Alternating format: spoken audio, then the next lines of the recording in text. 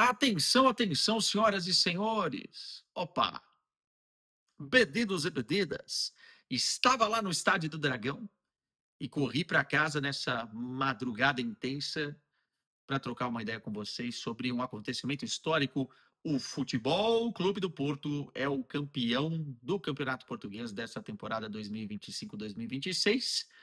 Numa noite com o Dragão lotado, uma festa lindíssima pelas ruas da cidade, pelos arredores do estádio. Uma noite que choveu, que fez neblina, que fez calor, que fez frio, uma noite a Porto, no início de maio. Fez com que o Porto batesse o Alverca por 1-0, 32ª rodada da competição. E 1-0 também para esse time do Farioli, tá ótimo, né? O importante é ganhar, o importante é sofrer pouco, o importante é sofrer pouco gol. E foi isso que o Porto fez várias e várias vezes durante esse campeonato, quando não dava para jogar melhor, era ganhar, ganhar e ganhar. E ganhou. Né? Tanto que bate uma pontuação muito, muito expressiva e conquista pela 31ª vez na história o título do Tugão, né? 31 troféus na prateleira, nas galerias do Estádio do Dragão, lá no museu, dessa competição. E se a gente for lembrar e fazer o recorte do século, né? O Porto tem 13 conquistas deste século, é o maior campeão português do século, muito mais do que o Sporting e mais do que também o Benfica, né? E mais do que isso, eu acho que para o portista era importante entender que o clube, e essa conquista ela carimba isso, que o clube entrou no caminho certo novamente, que o Porto voltou, né? Esse sentimento, depois dos 40 anos, põe coisa aí, né? Mais do que isso, do Pinto da Costa, e a reta final do Pinto da Costa, para passar o bastão para o Vilas Boas, para o André Vilas Boas, fez com que a torcida se dividisse, fez com que várias incógnitas em relação ao clube fossem criadas, fez com que a missão do Vilas Boas também fosse muito difícil, porque você herda, obviamente, títulos e uma história vitoriosa, mas você também herdou muitas dívidas, muitos problemas financeiros, algo que já era notório na reta final do Pinto da Costa. O Vilas Boas tendo que solucionar ações judiciais, dívidas, enfim, muita coisa para conseguir colocar o Porto novamente no mercado competitivo, para conseguir montar uma boa equipe. Isso levou o seu tempo e nessa temporada ele conseguiu, né? Então o portista ele precisava voltar a vencer o campeonato para aí sim acreditar que agora o clube está no caminho certo. E eu quero trocar uma ideia com vocês exatamente sobre os obreiros dessa conquista, né? Desde o presidente até o treinador e até os jogadores e o torcedor, mas no final das contas, uma coisa é certa: o título foi limpinho, limpinho, justíssimo, da melhor equipe do futebol português ou do campeonato português dessa temporada.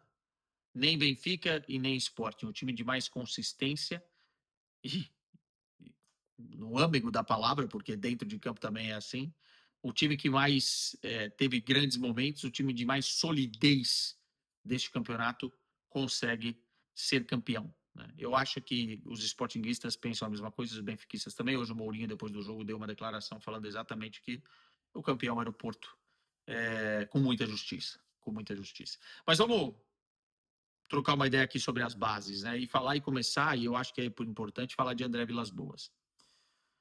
Cara, o Vilas Boas fez o que prometeu no início dessa temporada. Ele falou: vamos fazer e vamos ser agressivos no mercado, vamos fazer um mercado talvez histórico para o Porto, contratar, contratar bem, gastar dinheiro, mas com inteligência, com sabedoria.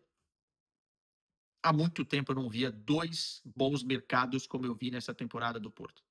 O mercado de verão, trazendo Bednarek, Kivior, Froholt, já vou falar mais do Froholt, Borja Sanz, enfim, muitos nomes importantes, jogadores que chegaram para serem titulares, né?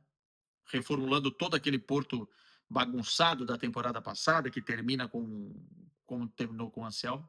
Traz o Farioli, mesmo o Farioli tendo perdido da forma com que perdeu no futebol holandês, traz o Farioli, uma promessa, que inclusive ele queria ter trazido antes.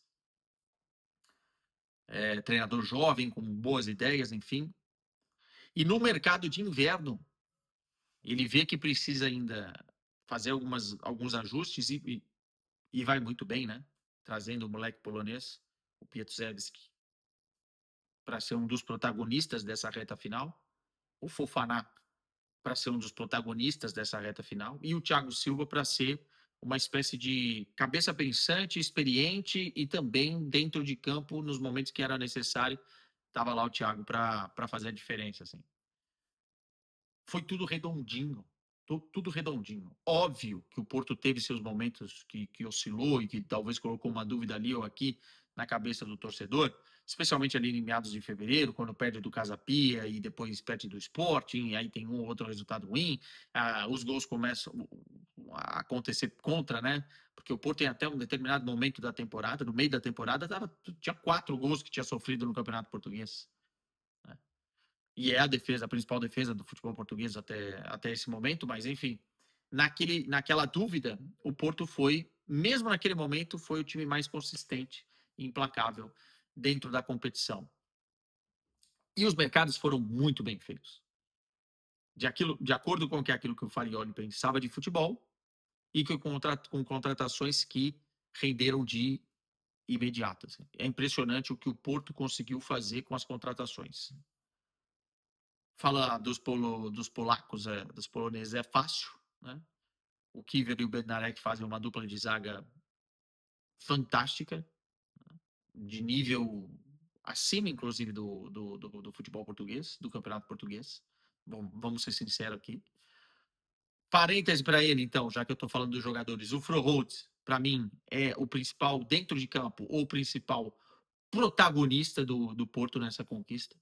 O que esse cara correu, o que esse cara lutou, o que ele entregou para a equipe, não só a nível de números e estatísticas, mas a nível de comprometimento e de fazer os outros correrem por ver que ele estava correndo mais que todo mundo.